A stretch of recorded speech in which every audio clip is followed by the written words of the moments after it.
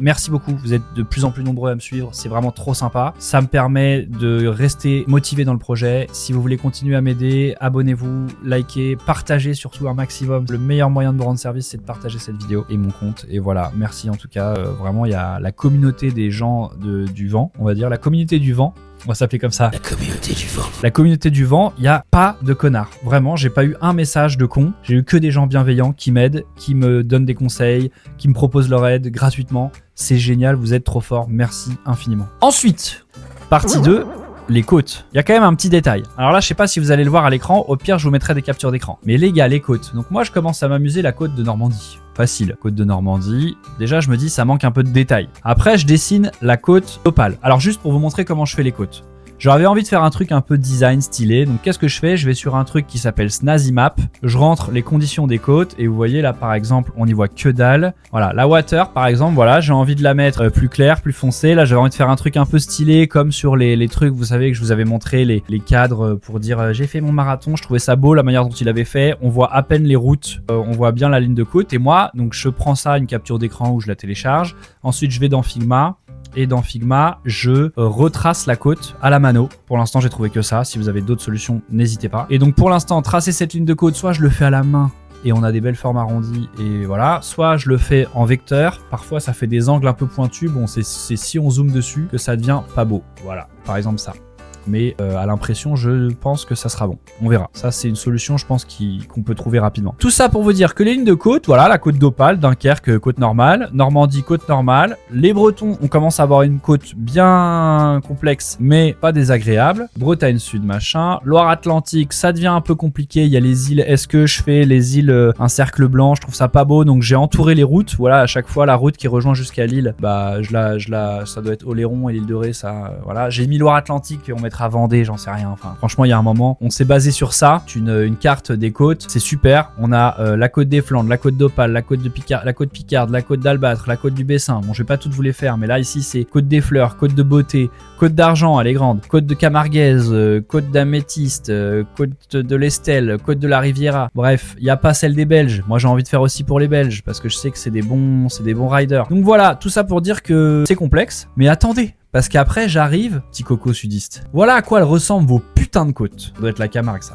C'est à côté de Montpellier. Comment je dessine ça? Expliquez-moi. Comment on dessine ça? J'ai fait de manière très vulgaire. Donc là, les étangs de Thau, par exemple, bah, je ne l'ai pas dessiné, je passe par-dessus avec ma ligne de côte.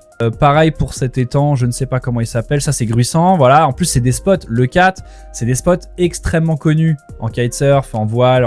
Et donc, c'est galère. Mais ça, cette zone-là, purée, je me suis fait chier. Et donc du coup ça donne, en gros, vous voyez, j'ai dessiné ma côte comme ça, mais là en vrai il y a des endroits où il y a des trous. Bon, est-ce que je me fais chier à aller dans le détail? N'hésitez pas à me le dire en commentaire si je me fais chier là, parce que ça m'intéresse. Donc les côtes, cassage de burn. Maintenant la météo. En gros, on a plusieurs modèles météo.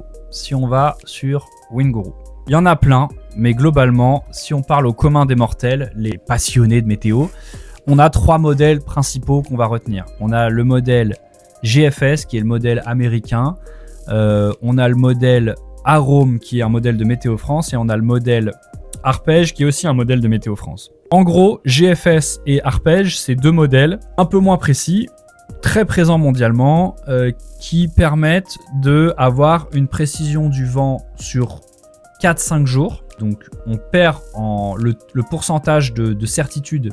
On va dire qu'il est de 60-70%. Voilà, on a une plus longue période de prévision. Arome, ce qui est bien, c'est qu'il propose un modèle 1,3, vous le savez tous, 1,3 km, donc c'est très précis. Et du coup, c'est au détriment de la longueur de prévision. Donc là, on va avoir que 48 heures de prévision.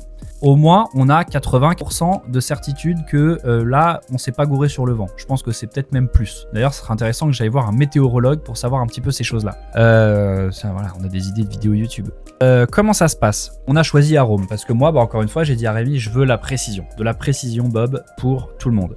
Donc, on a regardé et Rémi, il dit, c'est top parce qu'au départ, on se disait comment on va aller chercher ces données météo? On va scraper. Donc, soit il y a une API.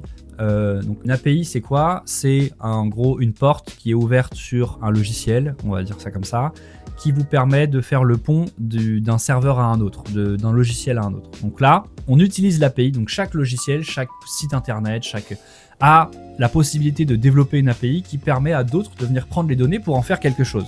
Si vous branchez ChatGPT par exemple sur votre serveur, vous utilisez leur API et à chaque fois que vous faites des requêtes, les serveurs font des requêtes entre eux, ils vous facturent un petit montant.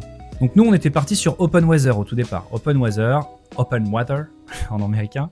OpenWeather c'est ok, c'était assez précis, mais je crois qu'on n'avait pas les rafales. Et c'était pas mal, mais ok, première option. Après Rémi il a creusé, il a dit bah en fait WinGuru, de ce que je vois, moi je peux scraper les données. Pas sûr que ce soit autorisé, parce qu'en fait ils ont une API fermée pour le coup sur sortir les données, WinGuru. Tu peux leur envoyer des choses, mais sortir les données, c'est un peu plus compliqué, à ce que je sache. Et après, on s'est rendu compte qu'en fait, pour avoir des données plus précises, WinGuru autorisait qu'on se connecte à eux, mais bon, c'est toujours pareil. C'était en local pour leur envoyer des données. Si tu as une station météo chez toi, enfin, je sais pas, un anémomètre, etc.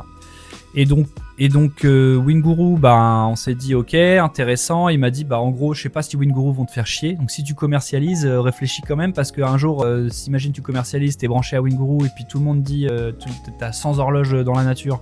Et WinGuru t'envoie un procès en disant mec, tu prends sans autorisation nos données. Difficile. Ça s'appelle scraper les données. C'est faisable, mais sans l'autorisation du site, bof. Donc, quand on a vu Arome, Rémi en 2-3 coups de cuillère à peau, il a dit bah Arome, c'est Météo France. Laisse-moi regarder. Ok, il y a une API publique. Magnifique. Météo France, vous êtes les meilleurs. Le service public, les mecs. Je crois que c'est public, Météo France. Et donc, Météo France, ils nous disent quoi? Bah, vous pouvez prendre nos données et en faire ce que vous voulez, en gros. Et donc, ce qui est cool, c'est qu'on va se brancher à Météo France et utiliser Arome et on aura les données qu'on veut.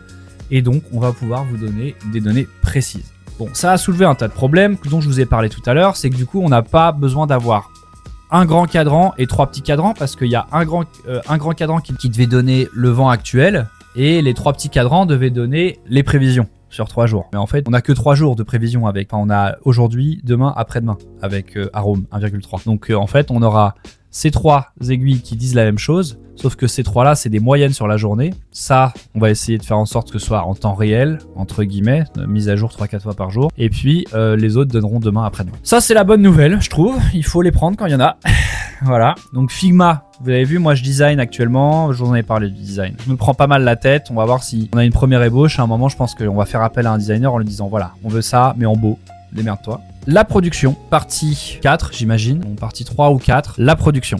La production, c'est une question qu'il faut se poser. Bien sûr, j'en parle beaucoup, je le sais, on dirait que je pense qu'à ça, comment je vais vendre le truc. En même temps, j'ai fait une promesse sur les réseaux, je veux que les gens puissent en bénéficier. Vous êtes nombreux, de plus en plus nombreux à me suivre. Donc d'ailleurs, je le dis pour le début de la vidéo, merci beaucoup, vous êtes de plus en plus nombreux à me suivre, c'est vraiment trop sympa. Ça me permet de rester motivé dans le projet. Si vous voulez continuer à m'aider, abonnez-vous, likez, partagez surtout un maximum, s'il vous plaît. C'est le meilleur moyen de me rendre service, c'est de partager cette vidéo et mon compte. Et voilà, merci en tout cas, vraiment il y a la communauté des gens du vent, on va dire, la communauté du vent, on va s'appeler comme ça, la communauté du vent. La communauté du vent, il n'y a pas de connards, vraiment, j'ai pas eu un message de con, j'ai eu que des gens bienveillants qui m'aident, qui me donnent des conseils, qui me proposent leur aide gratuitement, c'est génial, vous êtes trop forts, merci infiniment. Donc, la production. J'ai commencé à parler sur les réseaux de production. J'ai quelqu'un qui m'a contacté, qui m'a dit bah, c'est mon rôle d'accompagner là-dessus. J'habite à Caen, comme moi, en Normandie. Donc ça, j'ai fait trop cool. Bien, on se parle. On s'est parlé. Il m'a expliqué qu'il avait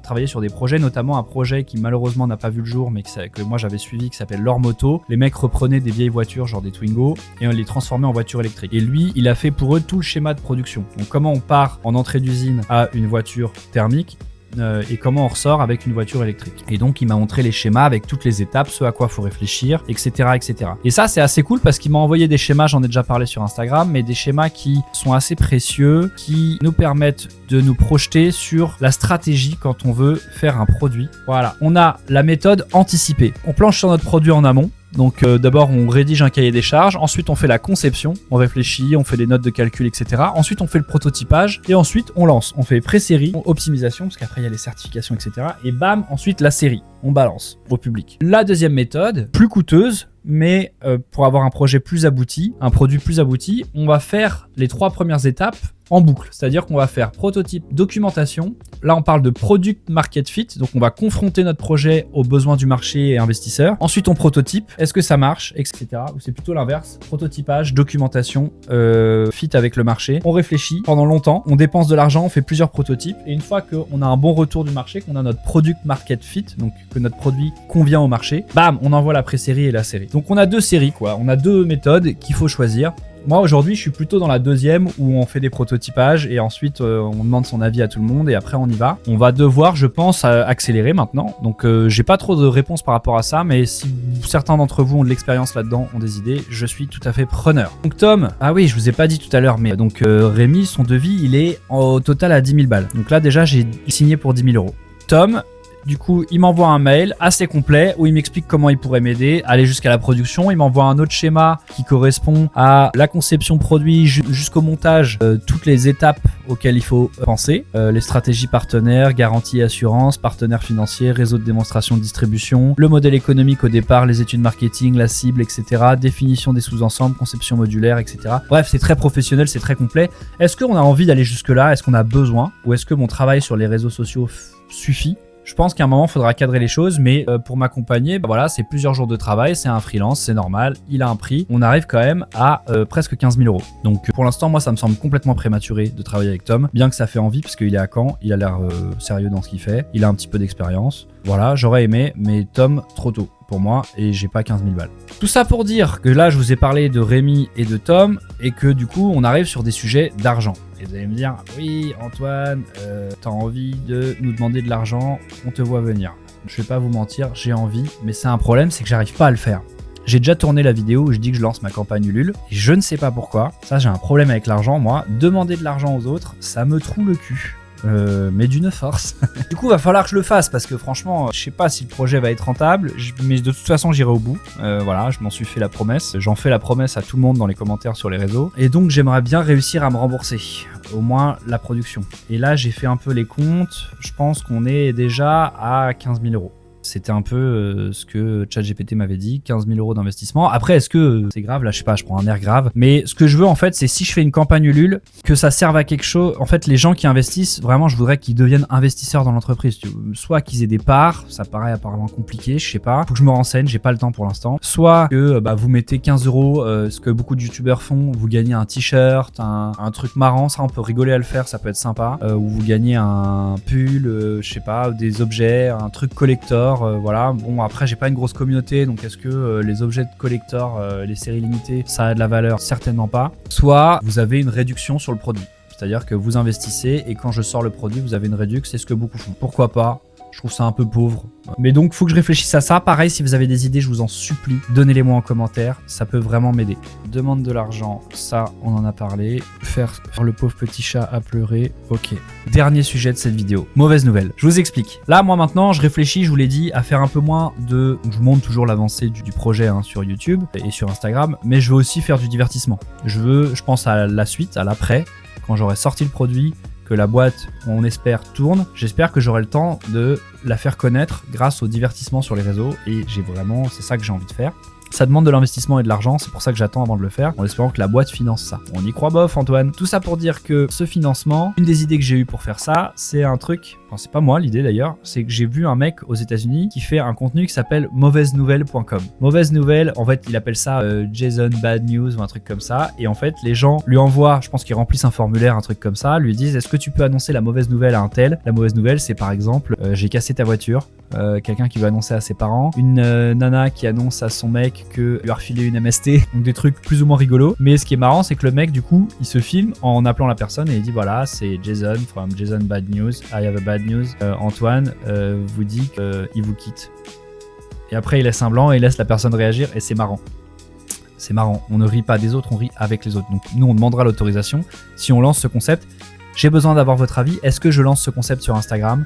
Ça peut être rigolo.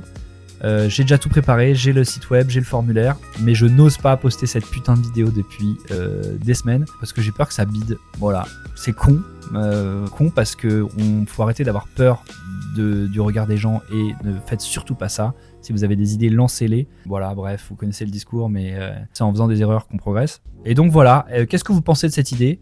Dites-le moi, c'est la conclusion de cette vidéo à mon sens. Je pense qu'on a bien parlé pour aujourd'hui et on se voit dans 15 jours, j'espère. Bisous, à bientôt, soit sur les spots, soit sur internet. L'après-midi de montage.